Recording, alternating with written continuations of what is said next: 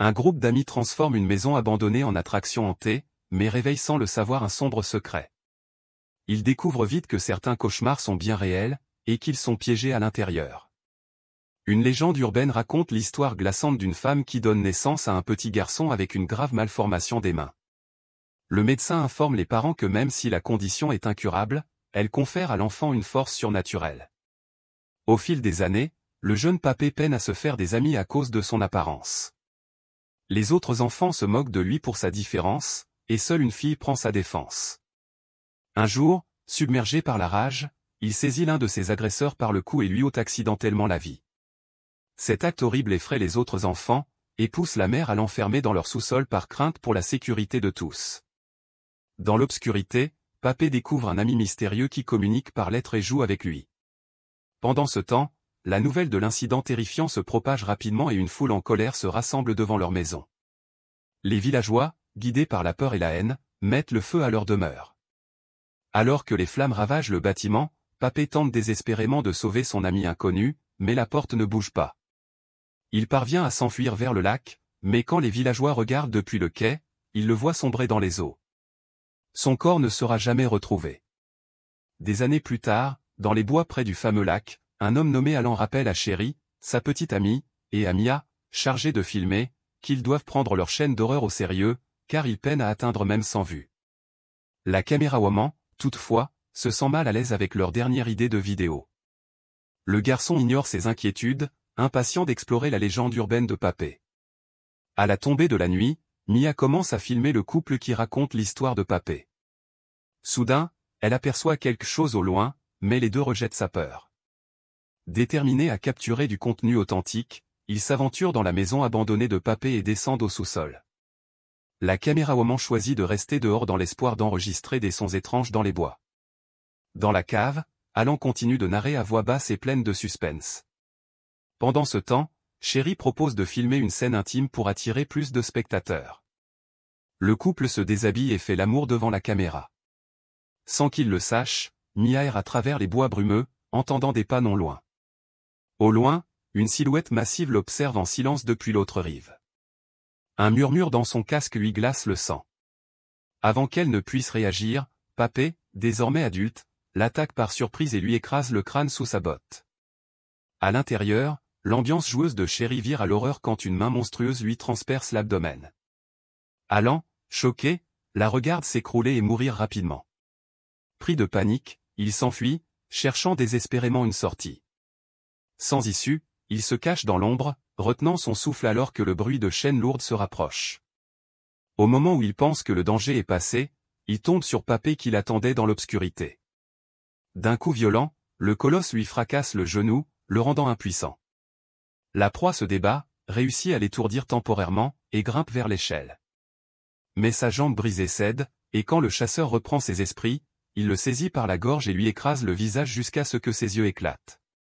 Satisfait, Papé laisse derrière lui le cadavre et retourne au sous-sol. Une nouvelle lettre l'attend à la porte de son ami mystérieux, lui souhaitant la bienvenue chez lui. De nos jours, Laura et George se disputent à propos de la vente de la propriété. La femme refuse catégoriquement.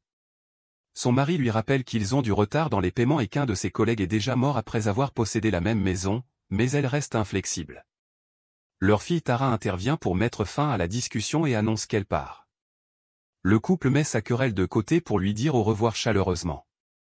Dehors, les amis de leur fille Donna, Dylan, Nick, Sky, Cathy et Max l'attendent avant de se rendre à la maison liée à la légende urbaine. Ils s'interrogent sur ses origines.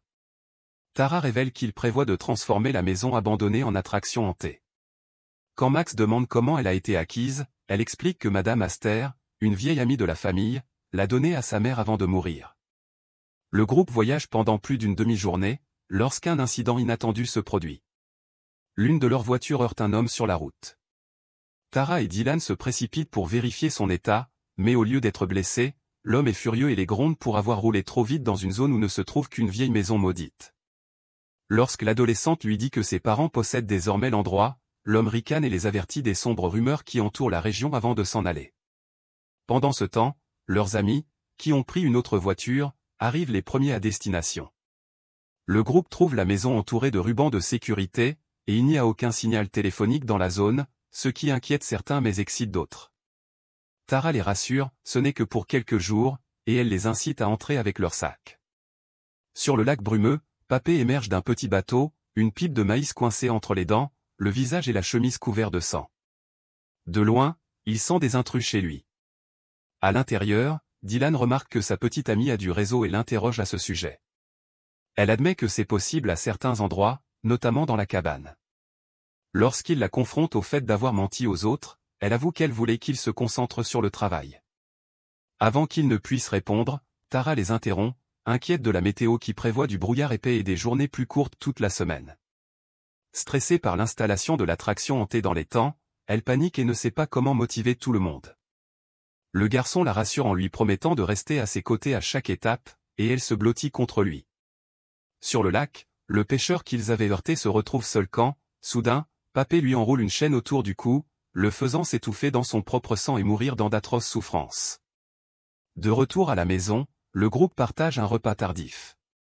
Tandis que les autres sont distraits, Donna remarque Tara en train d'écrire nerveusement, et l'encourage à se détendre. Stressée, elle se lève et demande l'attention de tous pour annoncer que le brouillard épais durera toute la semaine, donc ils doivent commencer à travailler dès maintenant. Certains insistent pour attendre le matin, mais Donna et Dylan leur rappellent la mère de Tara, leur ancienne enseignante préférée, qui a des difficultés financières. Sans autres objections, le groupe se met au travail, désireux d'aider. Pendant ce temps, chez eux, Laura et George continuent de se disputer à propos de la propriété, le mari la mettant en garde contre son passé sombre. Leur dispute est interrompue lorsque la mère de Dylan, Jane, accourt vers Laura avec un journal révélant que Papé est de retour et a déjà tué 3 personnes. Inquiète pour les adolescents, elle presse Laura d'aller les voir, mais celle-ci refuse, disant qu'elles peuvent en parler le matin. Dans les bois, le groupe peint des décorations pour la maison hantée, bien que Tara soit frustrée que personne ne suive ses instructions à la lettre. Soudain, une femme frappe furieusement à la porte. Tara l'ouvre avec Dylan et lui demande poliment de partir. Cependant, elle entre de force, les avertissant de quitter les lieux s'ils veulent rester en vie. Agacée, Donna pousse l'inconnu dehors en lui disant d'arrêter de leur faire peur. Alors qu'elle s'éloigne, elle lance un regard étrange à Tara qui la suit dehors pour s'excuser. La femme la fixe d'un air troublant et lui lance de manière critique que « on » vient pour elle, avant de s'enfuir. Terrifiée, Tara retourne à l'intérieur et demande à tout le monde de finir rapidement et de se reposer. De son côté, Laura tente d'appeler sa fille, inquiète, mais Tara ne répond pas. Dans la cabane, Dylan avoue à sa petite amie qu'il a été accepté dans une université à l'autre bout du pays et l'invite à venir avec lui. Très attachée à sa famille, Tara refuse de les quitter. Son petit ami insiste sur le fait qu'il est temps pour elle de grandir, ce qui l'offense et la pousse à partir en colère. Dehors, Sky et Nick partagent un moment intime dans la baignoire extérieure. Lassé d'être un secret, Sky presse Nick d'avouer leur relation à Donna. Mais le garçon refuse et part furieux. Resté seul, Sky envoie un message à Donna pour lui révéler sa liaison avec Nick avant de se détendre dans l'eau. Avant qu'elle ne puisse réagir, Papé lui tranche la gorge, étouffant son cri, puis la noie alors que son téléphone coule sous la surface. Dans l'ombre, la femme mystérieuse observe la scène aux côtés du chasseur, visiblement satisfaite. Le lendemain matin, le groupe cherche Sky sans savoir ce qui lui est arrivé. Craignant que son secret ne soit découvert, Nick ment rapidement, disant qu'elle est partie tôt. Les autres hésitent, mais finissent par accepter son explication, ignorant du danger tout proche. Plus tard dans la journée, Max erre seul dans les bois brumeux. En chemin, il tombe sur un lac avec une petite barque. Curieux, il y monte brièvement mais en ressort rapidement, incommodé par une odeur nauséabonde. Sans savoir qu'un cadavre repose tout près, il s'installe sur le quai pour se distraire. Soudain, une ancre s'abat sur son entrejambe. Plié de douleur, il n'a pas le temps de réagir quand Papé surgit derrière lui. La silhouette massive l'attrape et lui arrache la tête de la colonne vertébrale. Pendant ce temps, les autres profitent d'un bain collectif, transformant la grande baignoire en piscine. Alors que Donna prend des photos de ses amis, son téléphone capte soudain un signal et un message de Sky apparaît. Choquée par la révélation de l'infidélité de Nick, elle le regarde brièvement avec stupeur avant de partir, bouleversée. Chez les parents, Laura tente frénétiquement d'appeler Tara. George, confus, lui demande de se calmer, mais leur voisine Jane débarque, tenant le journal intime de Dylan. Elle révèle que les adolescents sont allés directement à la maison de la légende urbaine. Paniquée, la mère cherche les clés de la voiture, mais elles ont disparu. Le père, encore dans l'incompréhension, peine à saisir la gravité de la situation. À la maison de Papé, Nick court après Donna, désespéré de s'expliquer. Mais elle continue, incapable de comprendre comment il a pu la trahir avec son ami. Il tente de justifier son geste, affirmant que Sky n'était qu'un simple flirt, et que c'est Donna qui l'aime réellement. Dégoûtée, elle s'éloigne malgré ses supplications. Furieux, Nick frappe une planche et se blesse à la main. Une boîte métallique traverse alors la fenêtre, projetant du verre partout. Il hésite puis la ramasse, intrigué. Alors qu'un épais brouillard envahit la pièce, un silence angoissant s'installe. Soudain, la figure légendaire surgit de la brume. Nick réagit rapidement et lui assène un coup de poing. Mais Papé est plus fort et lui brise les bras comme des brindilles. Désespéré, sa proie tente de saisir une arme, mais l'assaillant la lui arrache et lui enfonce l'œil sur un morceau de bois pointu. Pendant ce temps, Donna, brisée et en larmes, erre dans la brume. Hésitante, elle décide de revenir vers son petit ami. Mais en entrant dans la pièce, elle se fiche d'horreur en voyant le corps sans vie de Nick. Terrifiée, elle tente de fuir, mais la femme étrange qu'ils avaient rencontrée plus tôt se tient dans l'embrasure de la porte. Paniquée, Donna s'élance dans la direction opposée, courant pour sa vie. Dans la cabane, Dylan secoue Tara pour la réveiller et lui dit que la plupart de leurs amis ont disparu. Ils sortent et retrouvent Cathy, également à la recherche du groupe. Tara commence à paniquer, mais Cathy la rassure, suggérant que les autres sont peut-être sortis acheter des provisions. Toujours inquiète, Tara retourne à la maison et observe l'intérieur faiblement éclairé lorsqu'une photo brûlée de sa mère attire son attention. Pendant ce temps, Donna, haletante et tremblante, se cache dans les profondeurs de la forêt. Elle retient ses sanglots, écrasée par la peur. Alors que Papé s'éloigne, elle recule prudemment. Mais elle déclenche un piège au sol qui s'enroule autour de son corps et la cloue au sol. Tara revient pour montrer la photo trouvée, mais Dylan et Cathy ne la prennent pas au sérieux. Cette dernière suggère de rentrer à la maison pour attendre leurs amis. Au lieu de cela, l'homme acquiesce. Pendant ce temps, Donna hurle en luttant pour se libérer du piège.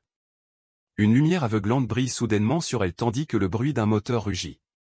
Papé conduit un tracteur droit vers elle. Figée par la terreur, elle implore sa pitié, mais le chasseur reste impassible. Ses cris résonnent à travers la nuit alors que la machine la découpe lentement. Tara, Dylan et Cathy se précipitent vers le bruit et sont horrifiés de voir leur ami dans ces derniers instants. Leurs cris attirent l'attention de Popeye, et ils se retournent immédiatement pour fuir. En courant, Cathy trébuche et tombe, puis décide rapidement de changer de direction pour échapper à l'attaquant implacable. De retour à la propriété, les parents de Tara et la mère de Dylan arrivent. Cherchant les adolescents, George exige des réponses de Laura, insistant pour qu'elle lui révèle ce qu'elle cache. Elle promet de tout expliquer, mais seulement après avoir trouvé Tara. Soudain, Papé apparaît et attaque Jane, l'étranglant jusqu'à ce qu'elle perde connaissance. George se prépare à se battre, mais hésite en voyant les énormes bras déformés de Popeye. Réalisant qu'ils ne sont pas de taille, le mari et la femme courent se mettre à l'abri. Pendant ce temps, le couple d'adolescents s'arrête pour reprendre son souffle, se demandant si l'attaquant est vraiment la légende urbaine infâme. Mais avant qu'ils ne puissent y réfléchir davantage, les parents de Tara les trouvent. Dylan demande comment ils savaient où ils étaient. Laura révèle alors que sa mère les a conduits là. Lorsqu'il demande où elle est, la femme lui annonce avec regret le sort tragique de Jane. Stupéfait, le fils a du mal à accepter ce qu'il vient d'entendre, mais Laura les exhorte à continuer. Ailleurs, Cathy court à l'aveuglette dans l'obscurité. Elle tombe sur le corps sans vie de Donna et panique, courant vers la voiture la plus proche. Frénétiquement, elle essaie de la démarrer, mais le moteur refuse de tourner.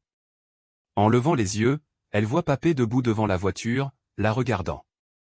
Avec une facilité terrifiante, il retourne le véhicule, l'asperge d'essence et y met le feu, provoquant une explosion qui illumine le ciel nocturne. Tara, Dylan, Laura et George voient l'explosion au loin.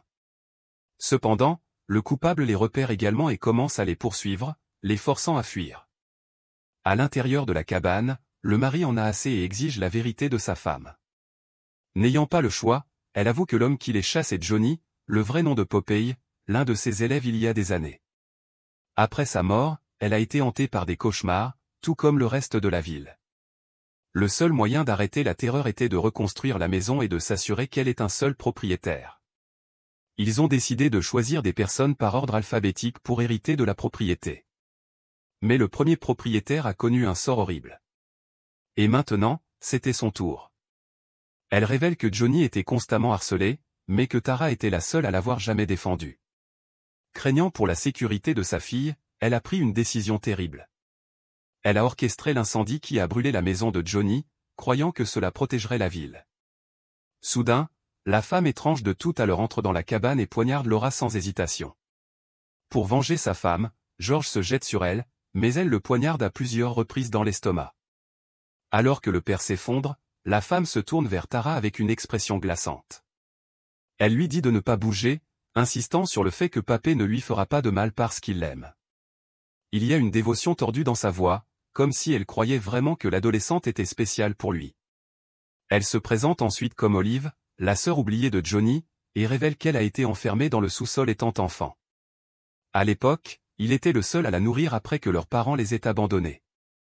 Lorsqu'il a trouvé une fin prématurée, elle s'est sentie impuissante à le sauver. Avec une pointe d'amertume, elle murmure que ceux qui sont morts de la main de Johnny méritaient leur sort malheureux. Dylan attaque soudainement Olive avec une poêle, mais elle le maîtrise.